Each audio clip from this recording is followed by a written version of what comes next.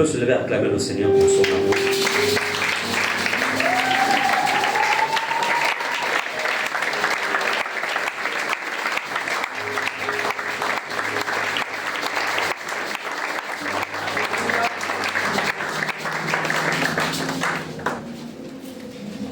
Vous pouvez vous asseoir.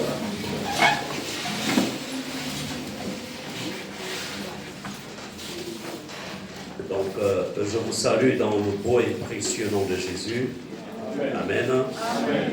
Nous bénissons le Seigneur qui nous rassemble encore ce matin. Je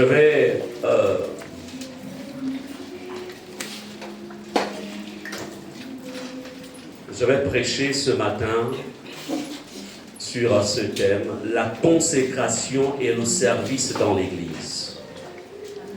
La consécration et le service dans l'Église. Amen. Amen. Amen. C'est le message que le Seigneur a mis dans mon cœur pour chacun d'entre vous.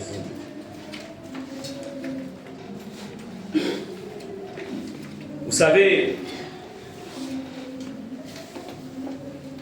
beaucoup de chrétiens, en fait,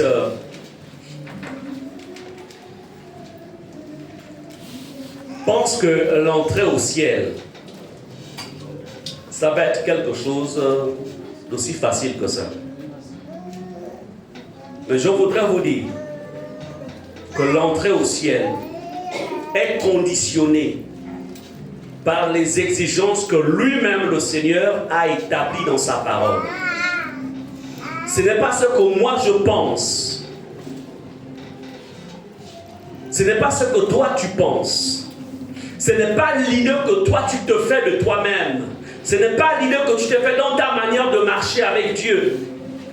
Mais c'est plutôt ce que la parole de Dieu dit sur ta manière de marcher avec Dieu. Amen.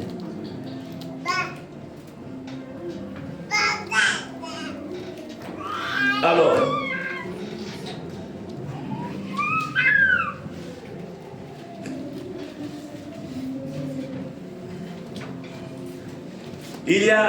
je voudrais vous dire que on constate aujourd'hui dans beaucoup d'églises une certaine léthargie dans la vie de certains et même de ceux qui servent encore le Seigneur. Hier, ils servaient Dieu à hauteur de 100%. Et à un moment, ils descendent à 90% ou même à 70%, même en dessous. Et d'autres ne le servent presque pas. Mais nous allons voir dans la parole de Dieu que fonctionner ainsi nous expose à un danger par rapport au salut de notre âme. Ça nous expose à un danger. C'est pourquoi je voudrais être pur de votre sang.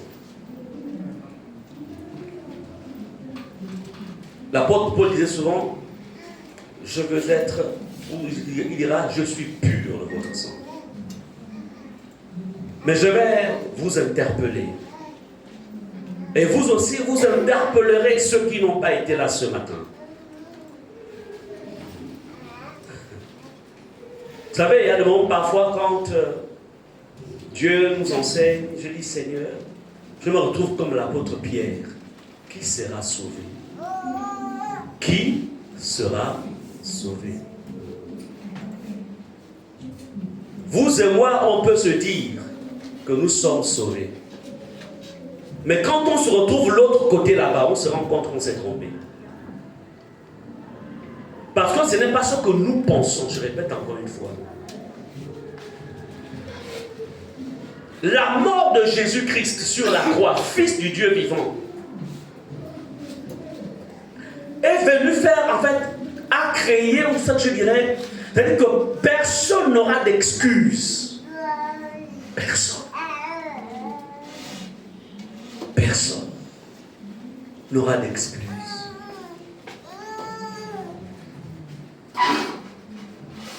C'est pourquoi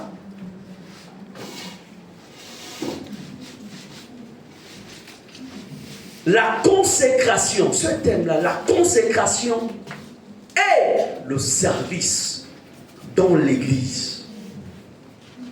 De moins en moins de personnes servent le Seigneur dans l'église. De moins en moins. Beaucoup de personnes. Beaucoup de personnes. Par contre, sont plus préoccupés par leur propre vie. Et je voudrais qu'au niveau de la sécurité, vous devez être sûr que la personne qui sort là, elle est forte, c'est-à-dire qu'elle n'est plus capable de se retenir. Donc, je voudrais qu'à votre niveau, vous filtriez vraiment les sorties, c'est-à-dire que la personne est dans une situation où, là, si rien n'est fait, ça va être la catastrophe. Donc, parce que souvent, trop de mouvements dans l'église, ça empêche même les gens d'être bénis. Et vous ne savez pas ce qui se passe dehors. C'est juste une parenthèse, ce n'est pas le message, j'ouvre la parenthèse. Dans cette salle, il y a des anges de Dieu qui sont là. Et à l'extérieur aussi, il y a les anges de Dieu qui sont à l'extérieur. Mais les anges de Dieu à l'extérieur, en fait, ne sécurisent qu'un périmètre. Et au-delà du périmètre qu'ils sécurisent, il y a des démons, il y a des esprits. Donc, lorsque vous êtes en plein message, en plein trafic, vous sortez. Ce qui va se passer, c'est quoi? C'est que l'ennemi va voler, va retirer, même le peu qui avait commencé à être sémé en toi. C'est pourquoi sortir de l'église, au moment où le message passe, ou au moment où c'est-à-dire que la prière de feu n'a pas encore été faite, tu t'exposes à te faire voler ce qui a été planté tout au long du culte. C'est pourquoi je disais, évitons de sortir par fantaisie. Si tu sais que tu peux tenir ferme, que tu peux encore tenir, reste. Amen. Je reviens dans c'est pourquoi je voudrais encore une fois qu'à ce niveau la sécurité vraiment veille. Parce qu'il y a beaucoup qui se font voler la parole, voler les messages. Après, quand ils entrent, il n'y a plus rien. La consécration et le service dans l'église. Allons-y dans Daniel 5, verset 26. 25 plutôt à 27. Daniel chapitre 5, verset 25 à 27. Il est question ici donc du successeur du roi Nebuchadnezzar, donc son fils qui va prendre le trône après la mort de son père. Bien, est-ce que la servante de Dieu peut lire pour nous?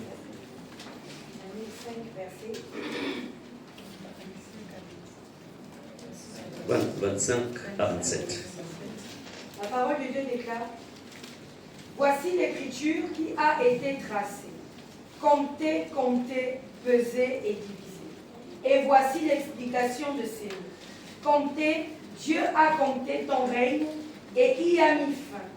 Pesé, tu as été pesé dans la balance et tu as été trouvé léger. Amen. Nous allons travailler sur le verset 27. Pesé, tu as été pesé dans la balance et tu as été trouvé léger. Église, tous autant que nous sommes ce matin, depuis nous les pasteurs, jusqu'en passant par les anciens, les diacres, les ouvriers, jusqu'au simplement, si je peux dire ça comme ça, de l'Église, tous autant que nous sommes pesés et nous serons pesés.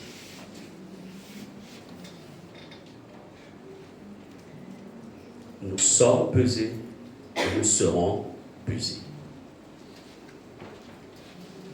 Ici, c'est le successeur de Nebuchadnezzar. Vous savez, Dieu, il est le Dieu des nations. Tous les royaumes de la terre lui appartiennent. Même si c'est un royaume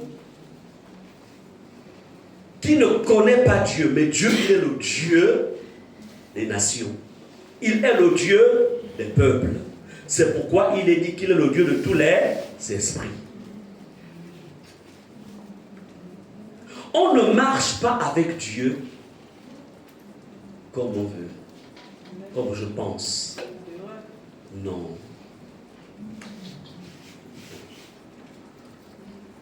Je voudrais encore vous dire, vous savez, hein, c'est quand on est sur la terre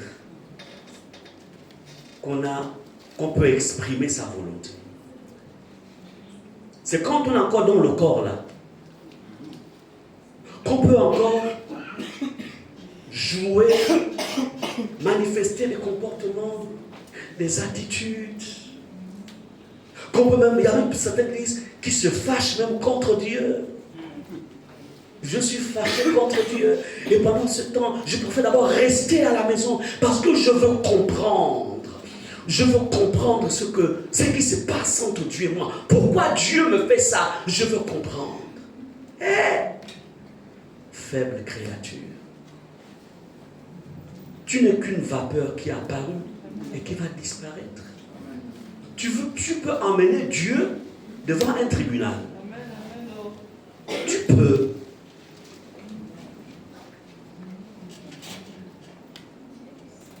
Église, il nous faudrait considérer le Dieu que nous avons décidé de suivre, mais surtout le Dieu qui nous a créés. Il faut que nous reconsidérions ça.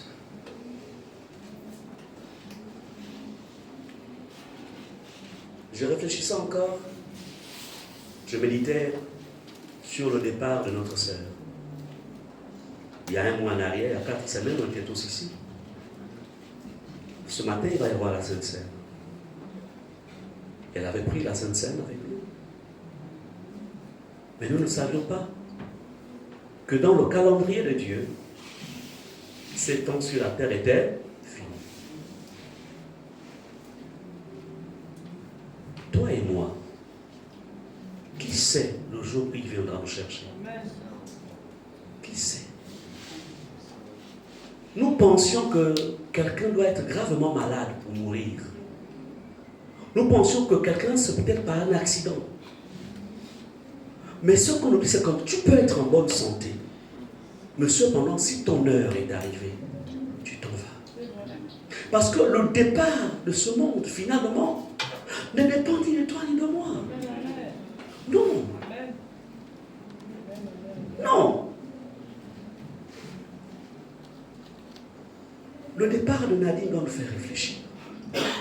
Doit nous amener même à revoir nos comportements, notre manière de fonctionner. Elle était au milieu de nous. Une femme pleine de vie.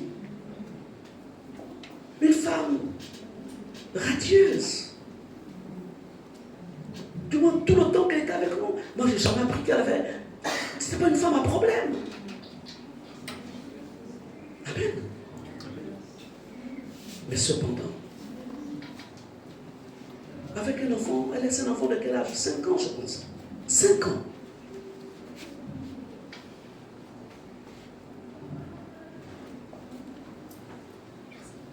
Mais voyez-vous, le problème, c'est que nous avons la mémoire courte. Là, à la fin de la semaine, on va tous se retrouver à ces funérailles.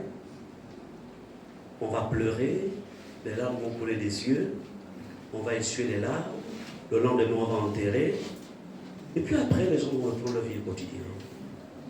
Ceux qui ont des rancunes vont garder les rancunes, continuer dans les rancunes. Ceux qui ont... C'est-à-dire qu'on oublie que, waouh, mais que je m'assieds d'abord.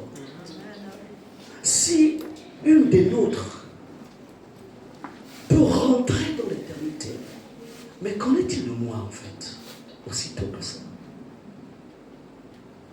Est-ce que vous comprenez cela? Moi, je réfléchis. Je réfléchis. Et c'est là où on se rend compte que finalement, en vérité, nous ne sommes pas propriétaires de nos vies. Non, on n'est pas propriétaires. Raison de plus pour servir le Seigneur à fond la caisse, pas seulement l'expression. Raison de plus pour être agréable à Dieu. Raison de Dieu vis-à-vis de ton prochain, même de celui qui t'a fait du mal. Raison de plus pour ne pas garder rancune dans le cœur. Raison de plus pour pardonner. Amen. Ici, c'est ce roi, donc Belshazzar, qui va être pesé par l'Éternel. Qui va être pesé par l'Éternel. Pour vérifier en fait le degré, le niveau, le poids qui était le sien devant Dieu. Et Dieu va relâcher le verdict, il dira, tu es pesé dans la balance et tu as été trouvé léger. Il y a une balance pour nous tous. Il y a une balance. Il n'y a pas une balance pour le pasteur Muriel et moi. Non. Même si nous sommes mariés. Elle a sa balance, j'ai ma balance. Il n'y a pas de balance. Il n'y a pas une balance pour deux frères en Christ qui s'aiment tellement. Ou deux sœurs en Christ qui s'aiment tellement. Il n'y a qu'une balance pour chacun d'entre nous. Et tous, nous y passerons. Ici, Dieu a révélé en fait à Nebuchadnezzar, plutôt à Belshazzar, ce qui se passe là-haut, dans le monde invisible. Et ce qui se décide.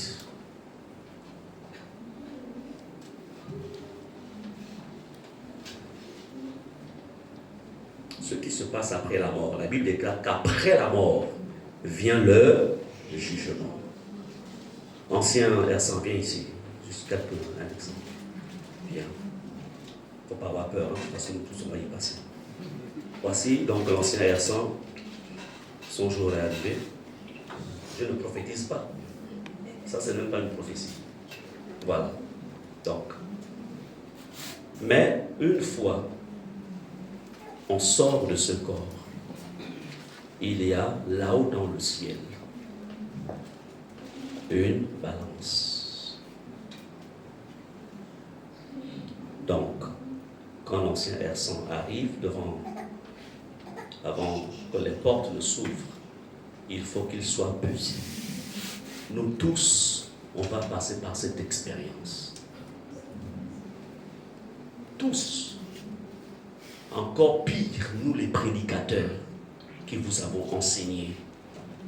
Pire encore pour nous, c'est quoi prier pour nous. Priez pour le pasteur Ghislain, priez pour le pasteur Muriel, priez pour tous ceux qui enseignent la parole. Pire encore pour nous. On ne sait pas comment sera notre balance. Parce que chaque exhortation, chaque conseil, chaque enseignement, ça nous attend là-bas. Pasteur Ghislain, tu as enseigné sur la sanctification. Toi-même, tu t'es sanctifié à quel degré? Tu as enseigné sur l'amour. Tu as aimé jusqu'à quel degré? Donc, il y a la balance.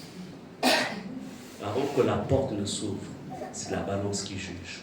Si tu dois entrer ou si tu dois aller de l'autre côté. C'est-à-dire là où il y a les pleurs et les grincements de tout.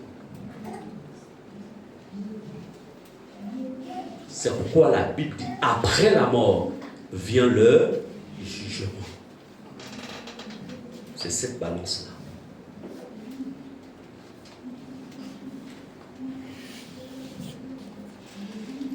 Et c'est ce que Belshazzar a expérimenté.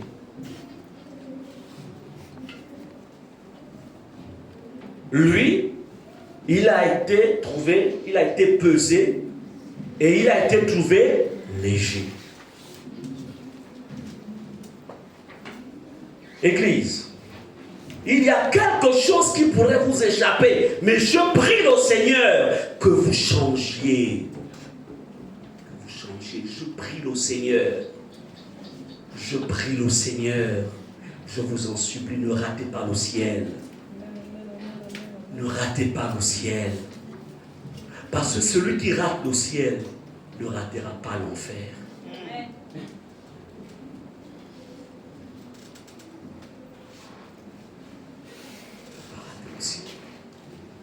Si tu rates l'enlèvement, tu ne vas pas rater. Tu ne pourras pas rater le règne de l'Antichrist. La grande tribulation, tu ne peux pas rater. C'est pourquoi préparez-vous déjà. Vous qui en fait, vous amusez avec les voies de Dieu. Le jour du Seigneur, les gens sont dans leur maison. Le jour du Seigneur, les gens ne viennent pas dans la maison de Dieu. Les gens sont dans leurs affaires. Le jour du Seigneur, préparez-vous déjà. Préparez votre cœur. Préparez votre cœur à résister. Le signe 666. À résister face à la marque de la bête. Parce que quand l'église va être enlevée, la foi va continuer derrière. Mais là, soit tu reçois la marque, parce que plus personne ne pourra ni acheter, ni vendre sans la marque de la bête. Et on te dira, soit tu meurs, on te tue, et il ne faut pas penser que c'est avec un fusil. Hein. Non, c'est la mort avec le fusil, c'est le seul. Pense, ça c'est trop facile. On va commencer par te couper le petit doigt. Clic. Ensuite, on monte. Clic, clic, clic, clic. Après là, on vient maintenant. Après. Et puis après. C'est-à-dire qu'une torture extrêmement diabolique. Vous comprenez? Je ne veux pas vivre ça. C'est pourquoi mon plus grand ennemi, s'il existe sur la terre, je dois pardonner. Si tu as quelqu'un qui a décidé d'être ton ennemi, pardonne. Pour les hommes, préparez aussi des jeans. Parce que pendant ces temps-là, au moins, si tu as au moins 5 ans, parce que c'est le règne de l'Antichrist, c'est pendant 7 ans.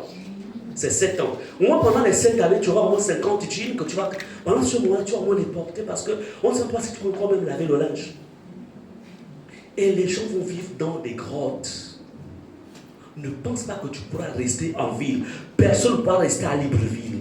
Ça ne peut pas être possible. Ça, les chrétiens ne pourront plus rester dans les villes parce qu'ils seront pourchassés. Tu seras pourchassé. Si tu restes, tu seras pourchassé. Tout ce que tu as construit, là, tes investissements-là, tu ne pourras pas en bénéficier. Les temps sont mauvais. Ce qui se prépare là, c'est mauvais.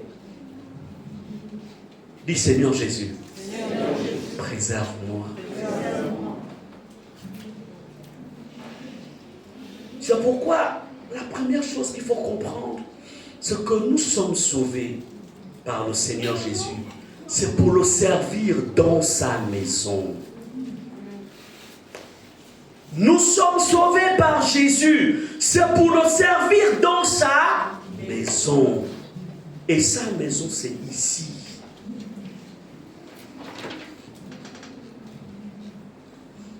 Nous logions, il y avait quelqu'un qui avait des problèmes.